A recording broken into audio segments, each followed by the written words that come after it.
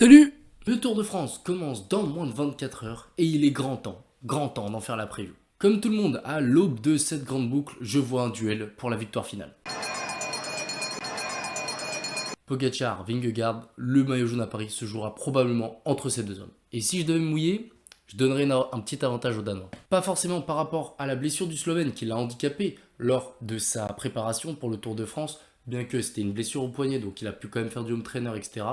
Et puis en plus, on sait que Pogacar, il n'a pas besoin de course pour être dans le rythme, il n'a pas besoin de course pour être au top de sa forme. Mais lorsqu'on analyse un peu plus précisément le parcours, d'ailleurs la vidéo de la première semaine est sortie à ce sujet, n'hésitez pas à aller la voir, eh bien on se rend compte que les étapes où le Tour de France va se jouer sont extrêmement dures avec des cols finaux à plus de 30 minutes. On sait que c'est un peu la bascule entre la filière de Pogacar et celle de Vingegaard. Voilà, Vingegaard est supérieur à Pogacar sur les cols plus longs, type 40 minutes, 1 heure, où Pogacar est meilleur sur les cols un peu plus courts, type 20 minutes.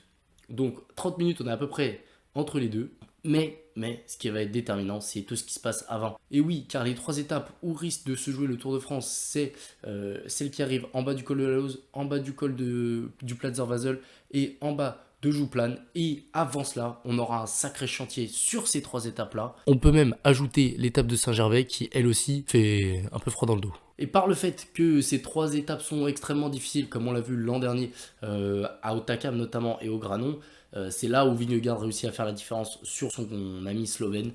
Et donc pour moi, c'est pour ça que Vingegaard a un petit peu d'avance sur Pogacar, pas par rapport à la préparation. Ensuite, un peu plus que l'an dernier, je vois une bataille pour le podium. Qui sera le meilleur des autres?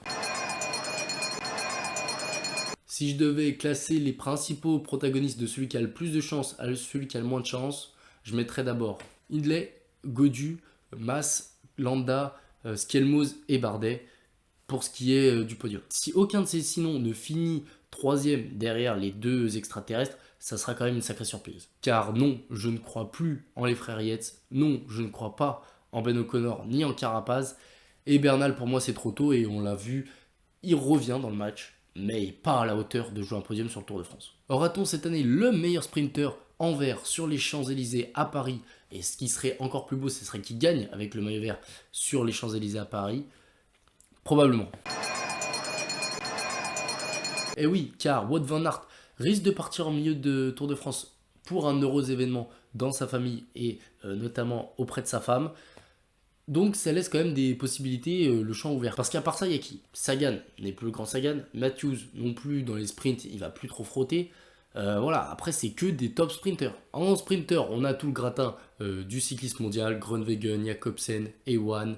Mais pour moi, il y a quand même des coureurs qui sortent un peu du lot. Ces deux coureurs-là, ça serait le premier, ce serait Bini Girmay, car il coche toutes les cases, il sprint bien, il passe bien le vallon, plutôt bien la montagne, il peut aller marquer des points tout au long de ce Tour de France, peut-être pas être le meilleur sprinter, mais marquer des points tout au long de ce Tour de France pour gagner ce maillot vert. Et le deuxième, qui est pour moi le meilleur sprinter du monde actuellement, Jasper Philipsen. Philipsen, emmené par Van Der Poel, honnêtement dans les sprints cette année, il n'y a pas grand chose à faire, il a été battu très peu de fois, et par conséquent, pour moi, il va être battu une nouvelle fois, très peu de fois sur ce Tour de France, il va prendre des points, et ça va lui permettre d'aller chercher ce maillot vert. Je mettrai tout de même une petite surprise, une petit caillou dans la botte du Belge, ça va être Sam Welsford de la team DSM, qui lui aussi est un très très bon sprinter, très en forme depuis le début de saison, et qui, je sais pas pourquoi, une intuition, Sam Welsford, qui va être dans le match. Vous viendrez m'insulter quand il aura abandonné à la 10e étape et qu'il aura marqué 20 points pour le maillot vert. Enfin, le dernier maillot distinctif, assez important, puisque le maillot blanc, ça sera forcément Pogacar, étant donné que pour moi, il va être dans le duel. Le dernier maillot distinctif, ça sera le maillot à poids. Et le maillot à poids, j'espère que pour de la première fois depuis 3 ans, on aura un homme qui part dans les échappées, qui ramènera ce maillot à poids sur les Champs-Élysées. Car oui, depuis 2019 et la victoire de Romain Bardet dans ce classement, on a tendance à l'oublier, c'est vrai que c'est un peu passé au second plan du Tour de France 2019 et même de la carrière de Romain Bardet, mais oui, il a ramené ce maillot à poids à Paris. Et bah on a eu 2 fois Pogacar, les 2 fois où il gagne le Tour, et une fois Vingegaard, la fois où il gagne le Tour. Bien qu'à chaque fois ce classement se soit joué dans l'ultime étape de montagne, c'est toujours un des gars du classement général qui le ramène, car le barème de points ne fait pas en sorte que quelqu'un qui sort dans l'échappée résiste aux hommes du classement général qui prennent les points lors des dernières ascensions et qui vont chercher souvent des gros points. Dans la lignée de son Giro, j'aimerais que ce soit Thibaut Pinot qui ramène ce maillot à pois chez lui à Mélisée, bien que ça va pas être une mince affaire. Oui, on sait à quel point il n'aime pas se laisser décrocher au classement général de façon volontaire pour ensuite pouvoir partir dans les échappées. Donc, est-ce qu'il aura une vraie marge de manœuvre pour partir dans les échappées? On verra. Mais du coup, après, pour aller chercher les points, s'il part pas dans les échappées, ça va être compliqué face aux deux monstres. Maintenant, on espère que sur le Giro, il y a pris goût à ce maillot de meilleur grimpeur et qu'il va aller nous le chercher une dernière fois, ce Last Dance. Voilà, à vos pronos en commentaire, dites-moi qui est-ce que vous voyez gagner ce maillot à pois, un gars du classement général, un gars des échappées, dites-moi. Pour le coureur fantôme de ce Tour de France, j'hésite entre deux Israël, entre Chris Neylands et, c'est comment son prénom, Corbin Strong, puisque voilà, Israël aura probablement peu d'antennes, et voilà, ces deux-là, je les vois pas forcément faire un Tour de France exceptionnel.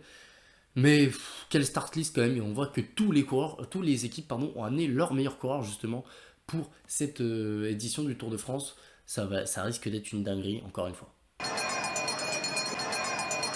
Et pour terminer, j'allais pas partir comme ça, je vais vous donner ma surprise du Tour de France. Et pour moi, la surprise du Tour de France, ce sera une équipe entière. Ça sera le team UnoX pour sa première invitation. Personnellement, je les vois bien aller chercher une étape. Ils ont une équipe solide avec des gars qui connaissent le Tour de France. Je pense notamment à Christophe.